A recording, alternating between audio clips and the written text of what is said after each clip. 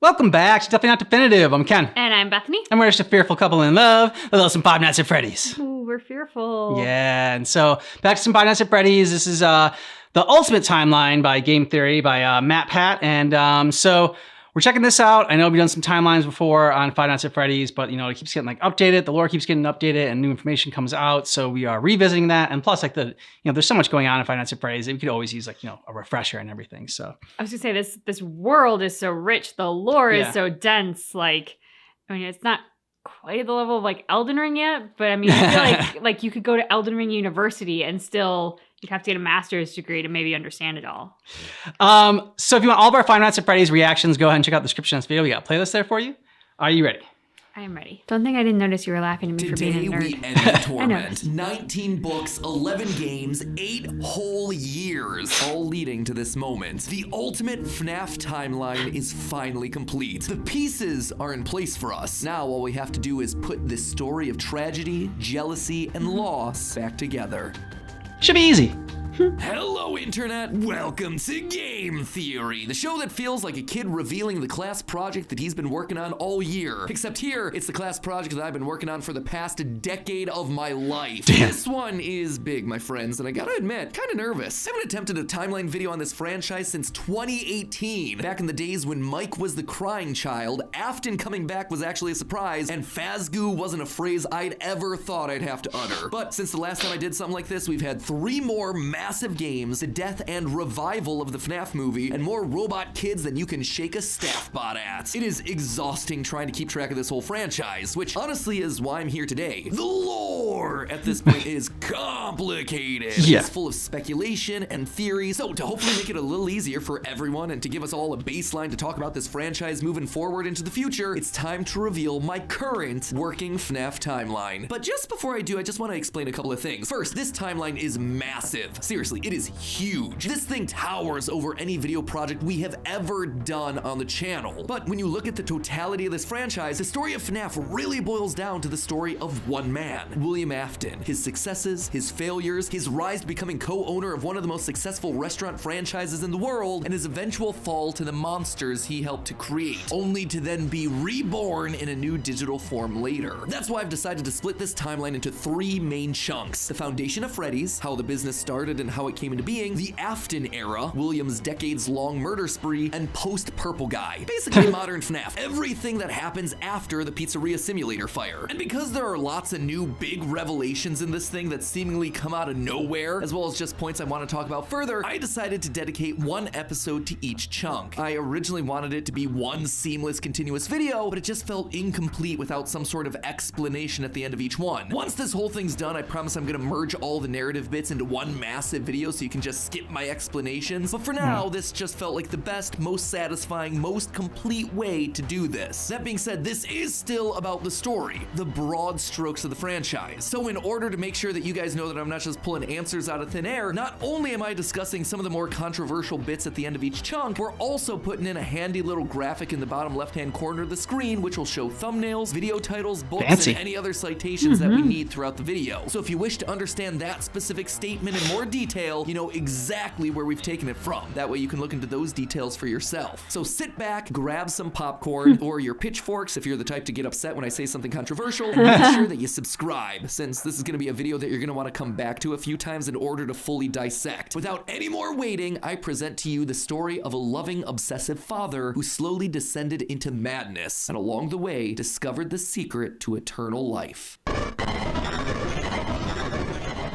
Our story begins not in the 1980s, or even in the 1970s, but all the way back in the 1930s. It was the throes of the Great Depression, and people were in desperate need of cheap entertainment, especially in Utah, one of the states hit hardest, 4th highest unemployment in the nation, and full of transients. People looking for work in Salt Lake, finding none, and ultimately moving on to find their fortunes out in California. People were tired and they were hungry, but as they traveled, there was one thing that could lift their spirits. A simple roadside attraction called Fredbear's Singin' Show. show. The ads were plastered all over town, featuring an animated bear drawn in the popular pie-eyed cartoon style for characters at the time. He resembled cartoons like Mickey Mouse, Felix the Cat, Betty Boop. It immediately said that this, Betty. Fredbear's, was a place where you could bring the family. And the price, honestly, couldn't be beat. For 50 cents, you could get food and entertainment as you watched the local trained real-life dancing bear perform on stage. Normally, you only got to see dancing bears at large traveling circuses like Barnum and Bailey, where the tickets would go for about $1. That's $1 without food. But this was a smaller show, like the type from the Von Brothers or the Robbins Brothers, where tickets would sell for just a mere 50 cents. Watching that bear do tricks on stage brought a glimmer of joy at a time when so much was wrong with the world. The simple show would go on for years, bringing happiness to hundreds of travelers passing through looking for a quick meal. But it left a permanent impression on one little boy, capturing his imagination in a way that nothing else had. One little boy named Billy. That was his nickname at least, but his parents liked to call him William Afton. The bear could dance, it could sing. For decades, William dreamed of recreating that moment of bringing a musical bear to life, but how? William was smart, without a doubt, and he had a keen mind for business, but he wasn't the most creative. How do you make a singing, dancing bear come to life? The best he could do was using rudimentary costumes. William was inspired by the work of Walt Disney, who throughout the 50s and 60s was pioneering the use of mascot suits throughout his theme park. The big innovation? Suits with 5 fingers. This allowed the performers wearing the suits to use their natural arms and hands to interact with the guests, as opposed to the older models where the arms would just hang limply by their sides. Finally, with a simple mascot suit, he would be able to realize his childhood dream. He would be able to bring Fredbear to life. To appeal to the kids, and for copyright reasons, he changed Fredbear from a realistic brown animal to a cartoonish yellow bear with a purple hat and bow tie. But feeling like one character wasn't enough, he added another friend, a yellow rabbit with a purple vest and matching tie named Bonnie the Bunny. While Fredbear was certainly his first love, Bonnie was extra special because that was his. It was an original character that he had created from scratch. And I do mean scratch. William's hand-sewn costumes were rough with seams and stitches visibly showing, but it was the best that he could do. Frankenstein It was suit. just enough. Bonnie and Fredbear would perform on stage to small but enthusiastic crowds. Finally, he was able to deliver fantasy and fun to all the kids, delighting and inspiring them in the exact way that he had been delighted and inspired so many years ago. And things could have ended there. That could have been the end to his story. It could have been perfect had it not been for one thing. Other people saw the success of his idea and they wanted in. Enter Chica's Party World, a rival restaurant starring performing animal characters. His idea, except they did it better. William may have been the first, but obviously he wasn't the best. It hurt the prideful William Afton to admit it, but this restaurant was able to do the thing that he always wanted to do: make the animals actually come to life. All of the performers in this restaurant were robots, simple metal skeletons that were powered by battery packs, but all of them able to freely turn and talk and dance on their own, no human required. It was like magic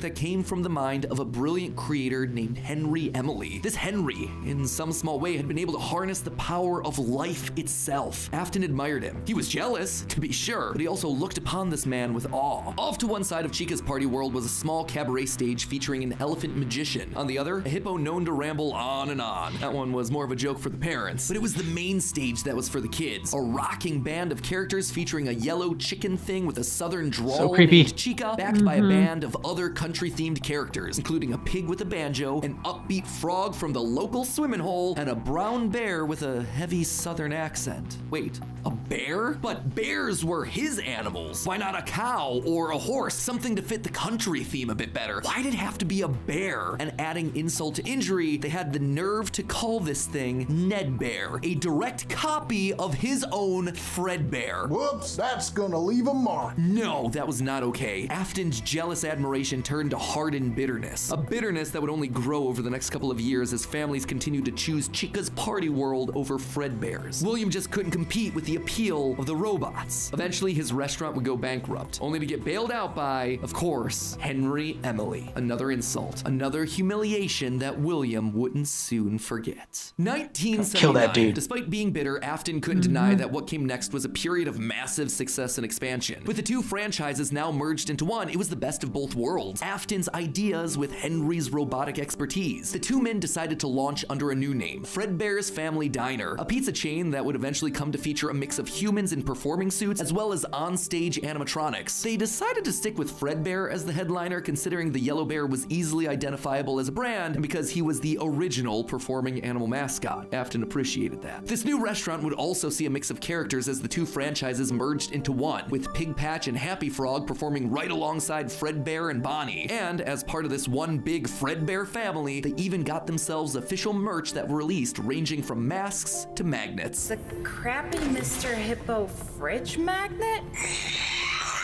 Sorry, Gregory. That said, not all the characters were winners. The reception to some characters was just mediocre, so they faded away into the dumpster, storage units, and retro budget tech stores of lost nostalgia, waiting for their chance to step back into the limelight if and when a headliner went out of commission. Others, though, would fare much better, like a new Pirate Fox, as well as a blue guitar-playing variant of the yellow Bonnie Bunny. Ultimately, the franchise would get so big, it would spawn its own cartoon show, Fredbear and Friends. Business was booming. In the end, Fredbear and Bonnie's popularity would be so strong that they would be able to support the Fredbear's Family Diner franchise all on their own, while also spinning off a new sister location dedicated to their friends. In 1983, Freddy Fazbear's Pizza launched, giving a dedicated home to all this new supporting cast of characters: Chica the Chicken, Bonnie the Blue Bunny, Foxy the Pirate, and of course the headliner, a brown Freddy Fazbear. Business was good, and Afton was happy, mostly. It did bother him that the one original character that he created, the one that he himself played, Golden Bonnie, got passed over for inclusion in that cartoon show. The only character in the roster of regulars to get ignored for the show, but other than that, things were going smoothly. He had himself a wife, 2 sons, a daughter, he had a thriving business, and best of all, he was able to learn the craft of robotics from the man that he both loved and hated, Henry. Together, they were constantly pushing the limits of what these characters could do. Because it was quick and easy, new characters introduced into the roster would be given a simple hand-sewn suit with 5 fingers that any performer could wear. Eventually, Henry would design one of his signature animatronics for that character, utilizing a divided mouth with either a hinged or sliding jaw design. This was the first generation of animatronics. But why stop there? Afton had big ideas. What if the animatronics weren't just locked to the stage, but could freely roam the restaurant and interact with the kids? What if Nothing could go mascot wrong. suits could become animatronics? What if you could use more than just rigid metallic skeletons? Why not experiment with tubes and wires that would give the animatronics fluidity and flexibility while still providing structure? The possibilities for this technology were endless. Afton fell in love with robotics. He had started with a dream of bringing one simple singing bear to life, but with robots, he had stumbled across the tools that gave him the ability to control life itself. And thanks to Henry, he was practically speedrunning his way to an engineering degree. And while William wouldn't admit it out loud, one other thing that kept pushing him forward was the desire to beat his former rival, to prove himself smarter and more capable, to surpass the man who everyone else considered to be a visionary genius. But pride cometh before the fall, and tragedy was about to strike. Okay, so that brings us to the end of part 1 of the story. That said, at the end of each of these chunks, I want to break down some of the logical leaps that I made, since the more narrative format doesn't give me much of a chance to justify a lot of the big decisions. And admittedly, there are some large leaps in here. Let's just start off with Fredbear's Singin' Show, shall we? We know, based on the retro poster that was hidden in Security Breach, that at least at one point, Fredbear was an actual bear. And like I called out in that narrative segment, dancing bear shows were a real form of entertainment. The only problem is that, timing-wise, none of our main characters would be the people in charge of that business in the 30s and a series of pizza restaurants in the 80s without him just being extremely old. Best case scenario, if Afton's running the Singin' Show when he's 18, that still puts him at nearly 70 when the first pizzeria opens and his murder spree begins. That just doesn't make a lot of logical sense because he doesn't become immortal until his first death in Springtrap. That's why I suspect that Fredbear's Singin' Show was either a family business that Afton then carried on to a new generation, or something that he saw as a kid and just wanted to recreate when he grew up. The Fredbear Singin' Show thing also starts laying the groundwork for some of the core elements of this story, that Freddy's was a place of fantasy and fun, and that Afton, despite eventually falling to become the heartless serial killer and mad scientist that we know him as, began as someone with good intentions and a love of entertaining kids. He wanted to bring things to life from the very beginning, road to hell, right? a theme that recurs a lot for him throughout the rest of the franchise. Next up, let's talk about those mascot costumes. One thing that I keep going back to is the design of Glitch Trap. It's a handcrafted suit. You can see the seams and everything. It even has 5 fingers fingers for the performer's hands. It is very much not a Springtrap suit. This is something much more rudimentary. It came at a time before animatronics were a part of the story. That's why I suspect that it was actually the first, predating literally everything. It's also a suit that is very personal to Afton. He put his digital consciousness in that form. It's his personal avatar. It's the way that he sees himself. There's also a whole separate discussion to be had here about the habits and rituals of serial killers. So the fact that he's choosing to lure kids and kill them in this particular suit actually says a lot about his emotional attachment to it. So while Fredbear seems to have started as someone else's creation, Golden Bonnie was uniquely Williams, giving him a personal connection. And that's not all. In this whole franchise, only one set of characters have themselves 5 fingers, the Nightmares. Even Golden Freddy, Fredbear, was a 5-fingered wearable suit at one point in the story, as we see in this shot from the graphic novel, before he, like everyone else, was turned into an animatronic. This seems to imply that all of the main characters had similar wearable mascot outfits at least at one point in time, and that whoever is having the FNAF 4 nightmares, if they even are nightmares, something that we'll touch on in part 2, saw those mascot suits specifically. Lastly, we have to talk about the elephant in the room. The literal elephant, Orville Elephant, as well as the rest of the mediocre melodies. For a while now, I've suspected that the mediocre melodies played a much more important role in the story than just being a bunch more animatronics to fill out the roster. Especially Ned Bear, which is just so suspiciously close to Fredbear. And yet, there are 2 key details that we're gonna have to justify with any mediocre melodies mention. One, they're very rudimentary with external battery packs, implying that they come very early in the timeline. And 2, we know that at minimum, Mr. Hippo does eventually become an official member of the extended Freddyverse. But if these things are supposed to be cheap, generic rip-offs, why would you be trying to rip off yourself? You wouldn't. You would be stealing someone else's ideas. So if Afton created Fredbear, there would have to be some rival franchise. The only other person who would likely be ripping him off, Henry. We've talked extensively about how the mediocre melodies are clearly Henry's design aesthetic, so it just has to be him. I don't think Henry's doing this maliciously. He doesn't strike me as the type. He was likely building the robots at the orders of someone else that was running a rival restaurant franchise. But that's enough motivation to start Afton down a path of jealous rivalry, but also begrudging admiration. As the Freddy Files Ultimate Edition says, it's important to revisit the beginning of Henry and William's relationship, so here you go. I think this is where it begins. Also, this is future Matt Pat here coming back to add this one in. Seems like the recently released character encyclopedia has backed up all of this speculation. I've had this timeline written for about a month now, but I've also been holding off a bit to see what wrenches this character encyclopedia might throw into it. And on this particular point, I gotta say, it seems like we might actually have nailed it. They actively call out the suspicious similarities to the main Fredbear crew. Quote from one of the pages, "Ned Bear looks like an imitation, altered just enough to avoid copyright issues." I don't know about you, but that seems to imply that we were right on the money. Good call. All of this, at one point, the franchises had to have merged. That's really the only way that you get Mr. Hippo from the rival franchise as part of the Fazbear crew. This also mirrors a lot of what happened in the real-life history of Chuck E. Cheese, with 2 rival restaurants, each with their own casts of characters, merging to become one unified brand. Again, we've gone into that in detail with other videos, just wanted to remind you all of that here. But why would I call out the rival restaurant as being named Chica's Party World? Few things, actually. First, we know for a fact that a location named Chica's Party World exists. It is mentioned in the source code teasing sister location. Totally did. So it is out there somewhere and doesn't fit cleanly anywhere. Second, in the story of the Puppet Carver, Chica is very explicitly looped in with the book versions of Pig Patch and Ned Bear, implying that she started as a mediocre melody. Thirdly, her design just fits better with a theme of down-home country animals with southern accents playing the banjo and eating with bibs. And with her being the headliner of the show with her name on the restaurant, it would make sense then that when the restaurants merged, she was the one that was added to the main cast of characters while all the other mediocres faded away. It's also why when Freddy's closes after William's killing spree, she's the one to branch back off into her old franchise and is therefore missing in Sister Location, a detail that's bothered me for years at this point. It might also explain why William decided to stuff his first dead kid into Chica. That one was Henry's creation, not his. Is all of this a big leap? Yeah. Is it connecting a lot of dots that are very spread out across the franchise that I've been holding on in the back of my mind for years? Absolutely. But I think it makes sense. It also serves as a clean answer to a lot of the random threads that Scott's been leaving dangling for years. So with all of that in mind, my friends, we can close the book on the foundation of Freddy's. And don't worry, next week I'll be back to give you arguably one of the most confusing parts of this entire timeline situation, part 2, the Afton era. I promise it will actually be next week this time. No more waiting around. I am just as eager to get this one out the door as you are to watch it. I promise. You know what else I promise? I promise that we'll actually get to talking about the games. I would have liked to have talked about them in this episode, but there just isn't that much in the games that helps us depict anything pre-Family Diner. Although, let's be honest, this franchise has never been just about the games anyway. Even back in the early days of FNAF, we were decoding images and source code that Scott fed us through the website. The modern day books and the clues that we get from those things, now they're just modern extensions of that. All of it is crucial to understanding this franchise and its lore. Unless, of course, Steel Wool finally gets around to making that Fredbear's Family Diner game they want to make so badly. I've always would love to do is get kind of back to,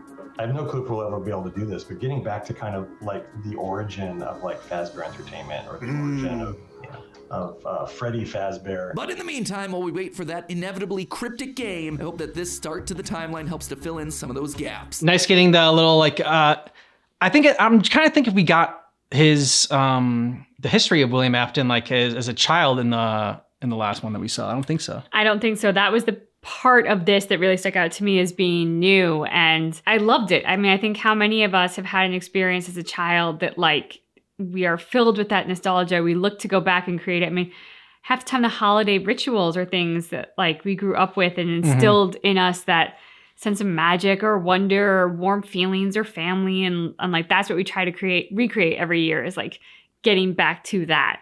Or you had a wonderful family vacation that becomes like the place that you love to keep going to over and over again because it has all of those memories for you. So the fact that this potentially, as a theory, started with William Afton seeing a singing bear during the Great Depression when life was pretty freaking miserable for a lot of people.